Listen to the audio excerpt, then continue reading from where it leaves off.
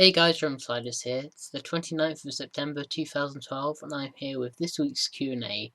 I've just finished my month-long work placement at the British Library working on an exhibition about the uses of state propaganda. Very interesting, and hopefully I'll get to see the exhibition when it opens in May. Um, the British Library is a really great place to go to.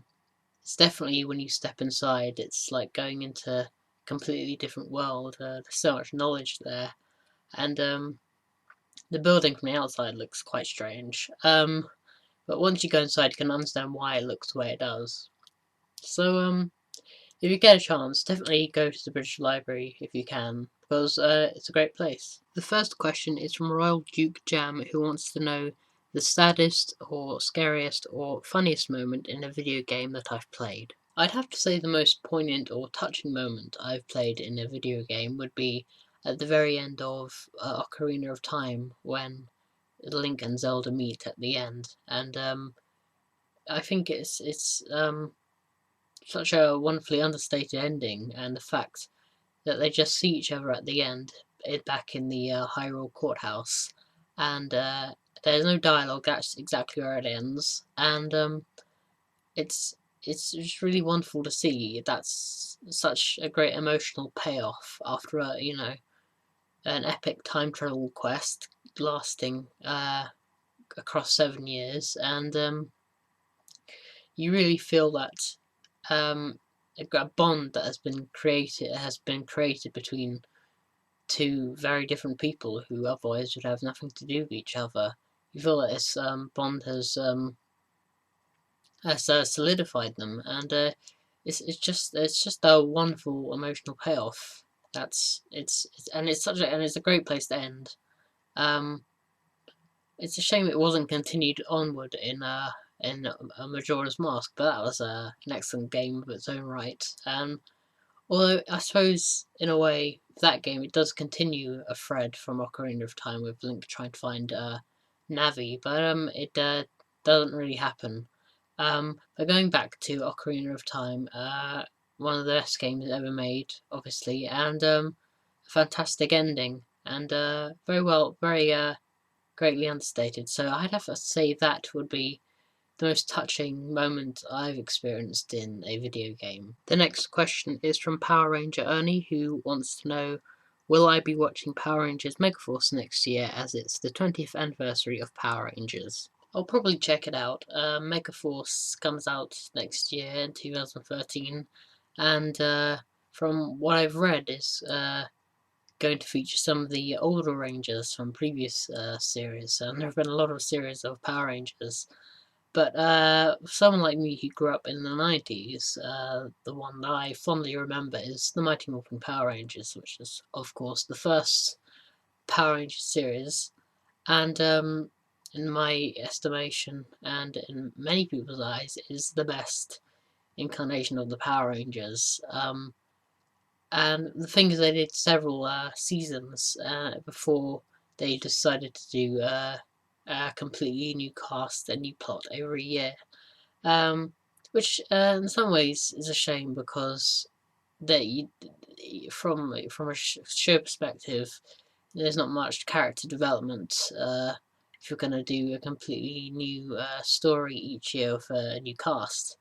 Um, and what was one of the good things about the original Power Rangers is that when they did start to make cast changes and such, there was a continuing story thread that lasted, I think, until Power Rangers in Space, involving Zordon. And after that, things changed a lot, and they started doing new stories and with new casts.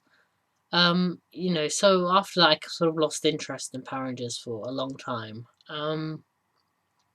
Of course, I really, really liked the 1996 Power Rangers movie, which featured a couple of the original cast members, uh, and in some ways was quite reminiscent of the third season of the original Mighty Morphin Power Rangers, as that involved Ninja Zords, which featured quite prominently. Megaforce sounds The plot of Megaforce sounds quite reminiscent of the original Power Rangers, with an ancient warrior seeking out five teenagers of attitude. I think that's the phrase. I think I will definitely check it out. And I think one of the interesting, of course, one of the things about Power Rangers is that all the battle sequences are taken from their Japanese counterparts, which has been the Sentai series, which has been going on since I think about 1974. So it is a long franchise of quite a rich history. And in fact, I have. Hold on. The original Megazord. That is what bidding wars on eBay will do for you. So I've always wanted that since I was about 4. That's really sad, but finally got it a few years ago, and I was really pleased I did.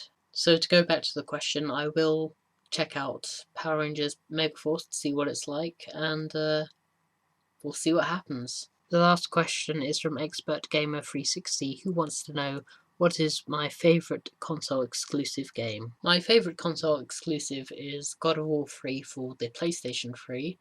It really rounds up the original God of War trilogy, as there's going to be Ascension coming out quite soon. You really get the sense that Kratos, nothing will stop him, as in this game he takes on both the gods and the titans. And the game has a nice twist at the end as to what happens to Kratos. And I just think it's such a good game, and I wish it was on other consoles as well. But considering the last two God of War games was on the PlayStation 2, it only makes sense that the next game would come out on the PlayStation 3. So God of War is my favourite video game exclusive, I'd have to say. Okay, that's all for this week. Thanks for all your questions, and keep sending them in by either posting them down below in the comment section or go to my Facebook page and post them there. Hopefully this week there should be new episodes of Playtime and a Gaming Rewind, so look out for that. And again, thanks for your questions. Keep sending them in. I know I say this every single week, but I do really enjoy answering them. So until next week, peace out, guys.